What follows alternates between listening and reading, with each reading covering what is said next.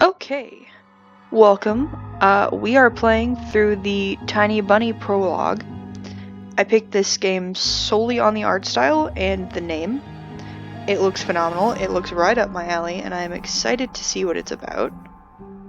So, let's get into it.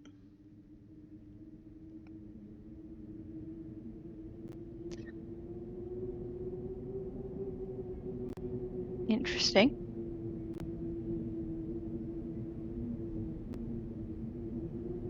I'm gonna try to keep these to like 15-ish minutes. The wind clawed at my window all night long. It wandered the fields and howled like a hungry beast. An endless song weaved from all sorts of voices, shrill, gentle, sneery, twined in the air. They were shouting and laughing, and arguing about something. Someone was running through the snow while casting long shadows that would occasionally creep close to my bed. Our house had a mind of its own, the creaky old mind of a building that had seen a lot in its days, and was seemingly trying to share its wisdom with the inhabitants. The lonely house faced the forest, and the dark green thicket gazed back with its hollow eyes, rustling, whizzing, swaying back and forth. One could come out and stand at the edge of the forest to reassure themselves there was nobody behind the crooked trees. Fuzzy silhouettes swaying in the wind couldn't possibly do any harm. Just a play of light and shadow. Just a play. I knew it was all just my imagination. I was already 12 after all. Still. Was that a fox? Was that there before? Look at the baboo! She's so cute! I love her. Hey, put away your book.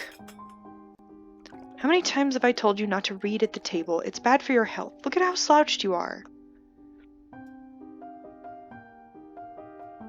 Oh, did I click out of things? Oh, cool. I didn't protest. I put the book about Conan the Barbarian aside. I was stuck on a line that I couldn't understand after reading it 3 times anyway. Olya had already finished her breakfast and was munching on some cookies. She was so enthusiastic she almost looked like your typical girl from the commercials. You're not going anywhere until you finish all of it. I, on the other hand, was still trying to drill a hole in the plate with my eyes, as if it would make the porridge disappear. Hazy anxiousness welled up inside, all because of the previous sleepless night, the black forest around our house, the gloomy wind. The longer I waited, the colder the lumpy white substance became. It looked like a jellyfish from the Cousteau Odyssey. I love that show. I wonder how horrifying the bottom of the ocean is. Or how cold the black forest is at night. The spoon fell out of my hand. Mom showered me with cold glare from her green eyes. What did I say? I'll get it.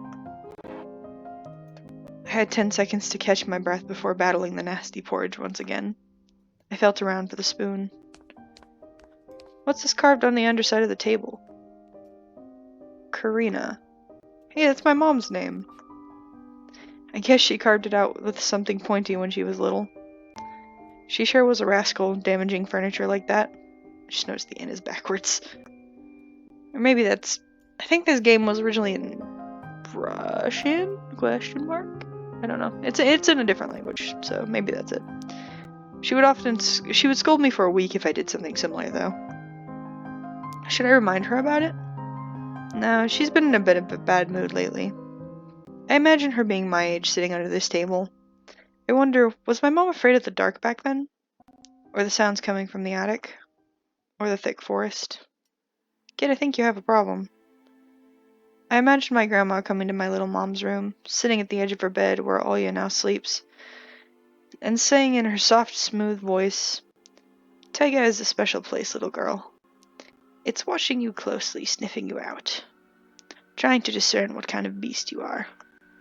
If you're a good sort, it won't abandon you in times of trouble. But if you're a bad apple, it'll grab you by the side and drag you under the ground. And that would be it. Grandma was caring, She never fought with anybody, never yelled, never swore. Those were times without the maddening screams until late at night, without smashed dishes and mutual accusations. Our parents used to love each other back then. I remember listening to one of their conversations by chance, and they were talking about Grandma getting prepared for her funeral. She had already bought a casket, and she called it her cute funeral box. That's dark. It waited for its time in the closet patiently. It was black, upholstered with meat-colored material on the inside. I saw it when my grandma was getting buried. The house didn't change since the time she was alive. Only all of the photos were gone. Glass-covered pictures with gray faces of my ancestors. They all had dead but watchful look in their eyes. I crawled out from under the table. Olya was done with her cookies and was looking at my share like a sly woodland critter. I turned my gaze toward the frosted window. There were a lot of dark pines outside, but they didn't grab my attention. The pattern of the frost formed a picture on the glass. See, it is a fox. Olya, look, it's a fox. Where? It looked almost like those optical illusion thingies they put on the back of student notebooks. A mixture of lines at a first glance, but if you blur your vision a little bit and look under a certain angle. Not outside on the window. Look, here's the nose, and here's... Hey, eat up. Yes, just a moment. I don't see anything. Hurry up, there's not much left. Ah, there it is. But it still doesn't look like one. I'm telling you it does. Nuh-uh. It does. Stop it. These kids, I swear. Now I couldn't see the fox either. It disappeared. Went away. Only the frosty pattern similar to a stretched out nettle leaves kept creeping up the glass. My dad entered the kitchen with long, measured steps. I want to have a beard like his when I grow up. My mom would always ask jokingly, "Come on, shave it off, it stings." Oh, okay. This was so long ago. Nowadays, rumbling doors and witty comebacks were an everyday occurrence. I have a note, like artistic-wise. The mom and the sister are very smoothly drawn. And same with the son, it looks like.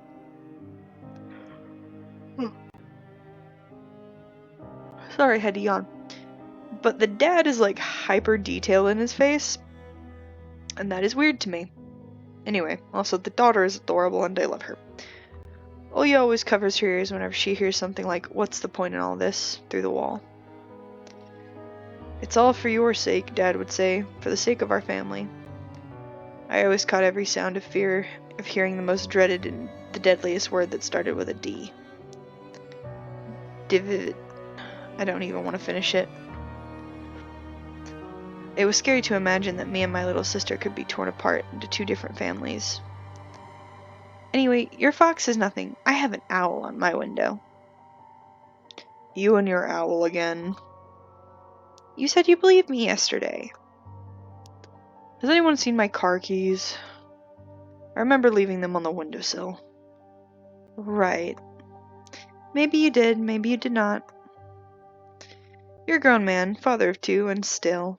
Karina, please stop. Just let me get ready in peace. Your keys are in the basket near the phone. Well, thank you very much. Anton, stop making a martyr out of yourself and finish eating already. And the owl. There was no owl. But there was one. He had giant glowing eyes. Olya sprang up from the chair and placed her hands on her little face, imitating a pair of eyes with her fingers, each the size of an apple. I love her. Look at the bean. She needs a hug. Last year you had a babai in her closet. The hell is that? Now this owl. But I saw it. Olya shifted her gaze back and forth from Dad to Mom to me, but couldn't find any support. Have you thought about befriending it? You know, feeding it with imaginary mice? Don't bully your girl. She's just afraid to sleep alone because she's still little. Alia powdered her lips in rebellion and rushed into the hallway. The staircase that led to the second floor creaked. Mom gave Dad a strict look. Oh, that look in her eyes, it's so uncomfortable to be pinned under it. Dad just snorted in reply and left, ringing with the keys he just found. A minute passed, and the theme song from The Little Mermaid echoed throughout the house. It was stored on an incredibly worn-out cassette tape, which Dad had already had to hot glue together once. It's so easy to fix objects by gluing them back together, for example. But how do you fix a relationship? Therapy, and in this case, probably divorce. Sorry, kiddo. Mom moved to the living room, and I was left alone, anxiously stealing glances at the window. Look at the baby! I love her. Her eyelashes are so pretty, and she has adorable hair. I am easily impressed. Olia had trouble sleeping ever since we moved into this house. She would toss and turn or curl up into a ball under her blanket. Sometimes she would jump up in the middle of the night and turn on the VCR. Cartoons helped take her mind off all the troubles we had with the move with our parents. Oh, that's spoopy. Oh, no, the baby's sad. Oh. And then Alia said she saw a giant flying monster outside her window. She became obsessed with it. Our parents did everything in their power to try every little trick to get rid of those ridiculous fears. Alia refused to sleep alone and didn't believe that the owl was just one of her nightmares. After tonight, I was unsure what to make of my sister's words. What to think of it myself. Can nightmares be infectious? Just last night, I couldn't get a wink of sleep and ended up thinking of what to expect at my new school. There were a couple of days left before the beginning of a new term. My imagination drew long, twisting hallways that led to a classroom full of kids. But all the students behind their desks were simply dark figures cut out using a template. Circular holes gaped in the middle of their faces, and pairs of eyes blinked inside those holes. It was as if some completely different creature were looking at me from behind the flat black silhouettes. Their cruel glares, filled with icy sneers, it made me shiver from head to toe. Will I survive here? Won't they gang up on me and beat me down, stomp on me with their bloodied shoes? Damn school can burn for all I care. This is a child with clear anxiety, and probably ADHD, honestly. Or ADD. Might be ADD. Either. So this kid needs a doctor and therapy. And counseling. And maybe not to be dragged to a new school with people he doesn't know. I just wish for anything to happen to it. Doesn't really matter what. I didn't want to go there that badly. I didn't want to see people who are just itching to smack me on the head, trip me up, think of new offensive names for me. Worse than the previous one. I felt like the glasses I wore made me an outsider, some sort of monster. My gaze slid across the drawings hanging on the walls. I couldn't consider myself a great artist, but Olia had begged me to hang them up. Drawing was the only thing that made me feel happy as of late. The small circle of friends I had also enjoyed my paintings, and they promised to call me from time to time. Sometimes I imagined my mom picking up the phone and saying in a cold voice, "You've got the wrong number," or "Anton is not around." Anton is not around. I imagined my future classmates lying in their beds just like me, listening to the howls of the invisible werewolves outside their windows. Maybe my new classmates will be like me after all. But who would ever like a boy with thick glasses? I know a couple that are really cute. Just saying. I mean, my dad used to wear glasses when he was little, and now he's married to the most beautiful woman on the planet, my mom. The house creaked, pressed by the wind. The condo we used to live in, a 9-floor concrete building, buzzed with the neighbor's drill, mumbled with a TV set from behind the wall, cried like a baby from the big family next door. Our current house, though I can't really call it new, was completely different. It was silent and easygoing during the day. Its shadows lay dormant in the corners, on the closet cobwebs, and under the stairs. But they all woke during the night. Something was watching me from every corner, almost as if the old photos of my deceased family with their ashen eyes were hanging on the walls in place of my drawings. The floor was squeaking, rusty drains were moaning, the attic was occupied by noisy drafts. One could think the house was performing some sort of demonic melody. And then I realized I was in fact hearing music. It was already playing for a good while. Somewhere in the edge of my perception I could hear a flute. It was mixed in with the sound of the wind, of the creaking old house, and my thoughts too. I stood up and rushed to the window. I wanted to reassure myself that this music was nothing more than a product of my imagination. It's not like someone was playing it there amidst the cold, snowy night, right? Excellent. Yeah, I'll go ahead and go for a little while longer. Oh, okay. I'm glad I did keep going. This looks really cool. Someone was dancing in the field. Black silhouettes I could barely make out with the dark forest as their backdrop. It looks like a bird, a bear, a wolf, a fox. I don't know what the last one is. Maybe a deer? They jumped around, basked in moonlight, bumped into piles of snow, rolled around and crawled on all fours. Stories about wolves playing under the moon came to mind, but these were clearly not wolves. One of them looks like it, though. They stood up upright at times, circled around holding hands and whipping up snow, disappearing into the shadows for a brief moment and then coming back. Something bizarre was going on. Shadows dancing in the starless abyss made my imagination go wild, making me anxious at the same time. See, you're anxious like all the time, buddy. You need like someone to talk to. Oh, that's fucking creepy. Oh, I don't like that. They look like they're ready to come at me, bro. Suddenly the music had stopped. The dancing shadows froze in place and I swear pierced me with their eyes. One of the silhouettes immediately parted from the bizarre shadow carnival and sprinted across the field with giant leaps. Oh, hello. It glided on the squeaky snow without leaving any prints until it was devoured by the pitch-black shadow of my house, which became even darker and thicker. My heart was jumping around like a bird inside a cage. I shut the curtains with a swift motion and stepped back toward the bed. They saw me. A freezing torrent of fear washed over me. I stood in the middle of a perfectly dark room and listened to some unwanted guest move around and scrape around looking for an entrance. The sound moved to the right, then circled around the house. Now my guest should be at the front door. I jumped into the bed and covered myself with the blanket as if it could protect me. The shackles of fear locked my muscles. I remembered the funeral, my grandma lying there, hands crossed on her chest, her facial features sharp like that of a tin doll. Ants running up and down the legs of the chairs that held my grandma's casket. I imagined those little creatures climbing up her head and pulling her eyelids with their tiny legs. Then her wrinkling eyeballs would once again move inside their sockets and she'd be able to see her grandchildren. That's fucking dark.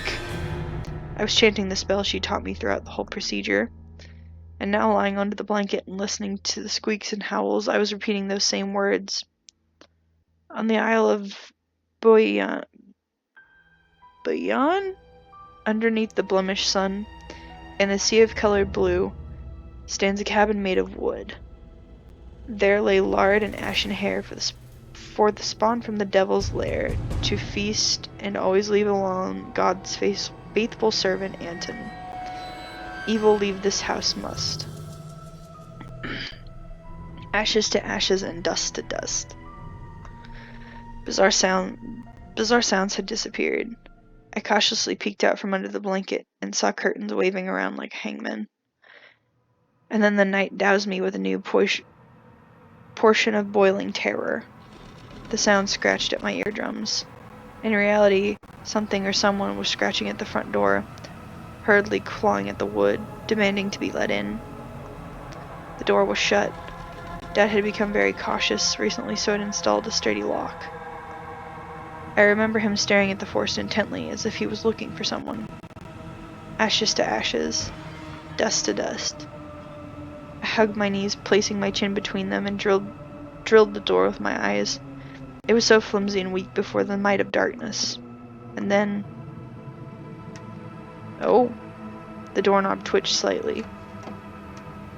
Then it turned halfway, once, twice, as if the person who tried to enter had no hands. Oh, this gave me chills.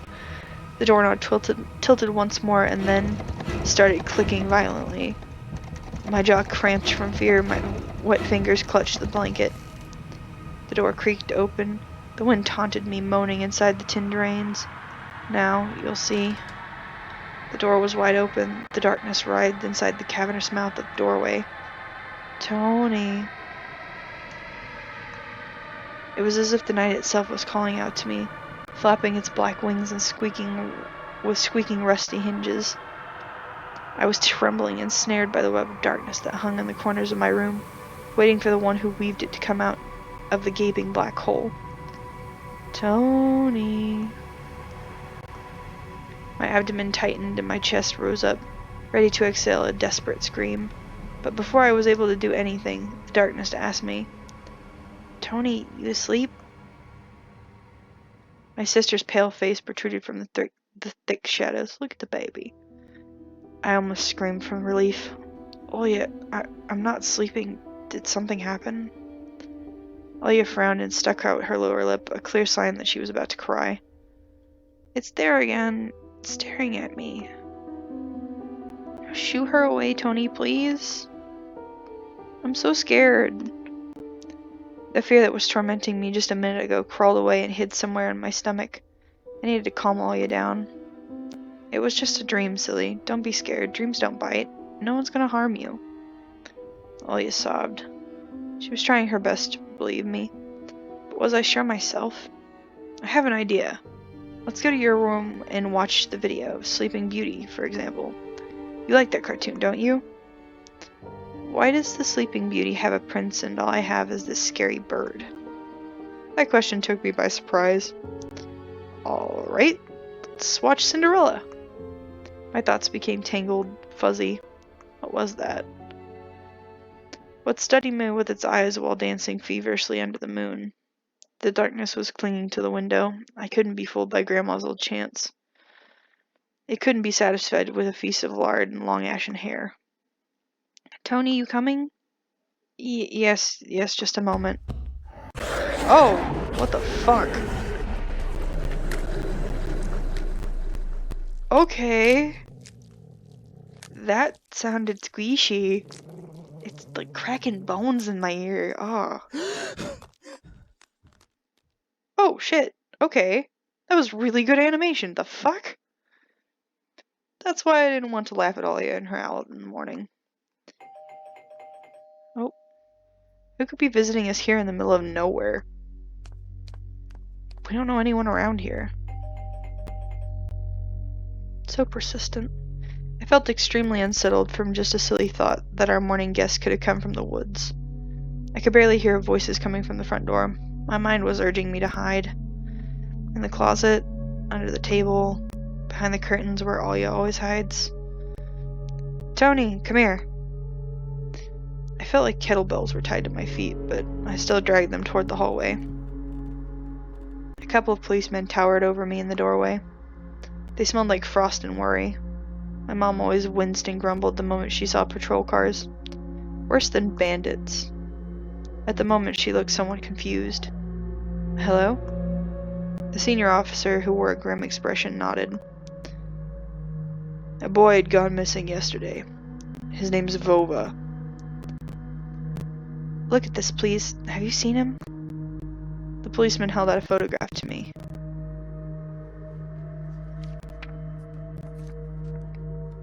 There was a ginger boy around the age of elementary school, pictured with a wall carpet as the backdrop. He had a striped cat in his hands and wore a smile. No, I haven't. Are you sure? Look closely. Where would I see him? I don't know anyone around here. I barely leave the house. Well, maybe you've seen him from the window? That's right. Your window looks straight into the forest, don't they? The window.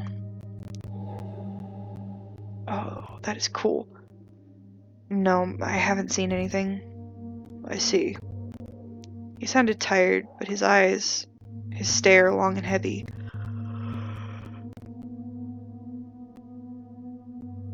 Ooh, sorry. Yawn. Ugh, I need to quit recording really late. His stare long and heavy was full of suspicion. I squirmed unwittingly under the weight of guilt, which his giant shadow cast over me. The policeman finally tore his eyes from me and glanced over at the hallway, the stairway, the cracks in the ceiling which I hadn't noticed before for some reason. How do you like your new place, by the way? Getting used to it? Bit by bit. It's just our little daughter misses the city a lot. Misses the city, huh? Have the locals been treating you well? Yes, everything's been alright, thank you. The policeman pierced through me once more with his gray eyes. My head started spinning. Can I help you somehow? I asked in a shaky voice to look like a polite boy and end this unpleasant conversation sooner. Now that I think about it, you look just like one of my nephews, little fella. He's a woody boy around your age. Wears the same type of goggles. Always engrossed in reading those mystery novels. Told me he wants to enroll in police school when his family visited this summer. Wanted to help other people like me, you see? I felt uncomfortable, as if a distant relative and not a police officer stood before me. You know what? Little boys like you should stay at home, steer away from trouble. Times have changed so much. Mom interjected in a cold voice. You don't say. Ah, well then. What grade are you in, Tony boy? 6th. Have you made any friends here so far? Not yet. I'll be going to school for the first time after the break. Ah, then I'll leave you my number just in case. Call me if you have any new info. The policemen were gone along with their shadows and the smell of cheap cologne, and the photo of a smiling boy. His face still stood before my eyes. I wondered what it was like for him, being all alone. There. For some reason, I thought of the forest swaying in the wind. What did his poor parents feel? And what would my parents do if I'd gone missing? Would they cry and thrash around hysterically? Or would they accuse each other like they always do, and forget about me eventually? Mom, this Vova, did he go missing in our forest? Seems like it. Poor child. I looked out the window at the road. The police U.S. drove off toward the village. The officer's nephew came to mind when I was splitting off old paint from the windowsill. I remember all the teenage mystery novels from the Black Kitty series I've read this summer. Your average boys and girls investigated all sorts of mysteries there. They looked for clues, spied on suspicious people. After a set of amazing adventures, bam, solved any complicated case. They became local celebrities and must have made their parents very proud. I noticed the trail of policemen's footprints led to the forest. And then it clicked in my head. Why don't I start an investigation of my own? Maybe I'll find that lost boy. And I'll get a reward. Olya will be so happy. Not only Olya, but Mom and Dad too. Maybe they'll even forget about their quarrels for a while. Maybe I'll even save us from the D word. I fantasized about buying Olya a Tamagotchi and getting a cassette player and a bunch of tapes for myself. A whole box of Kinder Surprise. Wow, he really is in 6th grade. Jeez. This kid needs a hug. When was the last time our parents bought us any toys? Last autumn, I think, my dad had lost his job at the time. There was that annoying song about it. I had little to no idea what an accountant's job was like. They count money, I think. Neighbors used to envy us. But nowadays, Mom and Dad barely had money to afford sweets, and Dad would always divide a single chocolate bar between me and Olya. Sometimes I gave her my share too. No matter how much I wanted to eat sweets, she was still just a pipsqueak. I couldn't wait to go out looking for clues. I'm going outside. Oh yeah, right. You want the police to go around with your photograph next? The forest is so thick. What if the boy got snatched up by wild animals or something even worse? Even worse, echoed through the hallway.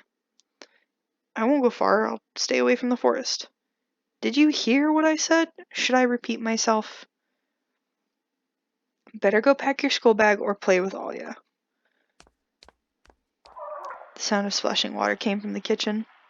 It meant that the argument was over, and my mom had had the last word. Okay, so this is where I'm gonna call it. I think I can do... Is this a menu button? This is a menu button. Excellent. Okay. So yeah, I'm gonna call this episode here. So I'm gonna play some more of this because this looks really freaking cool. And there's actually a full game of this, so when I finish the prologue, I'll get the full game and we'll go through it because I freaking love this. So anyway, I guess I'll see you guys next time. So thanks for watching.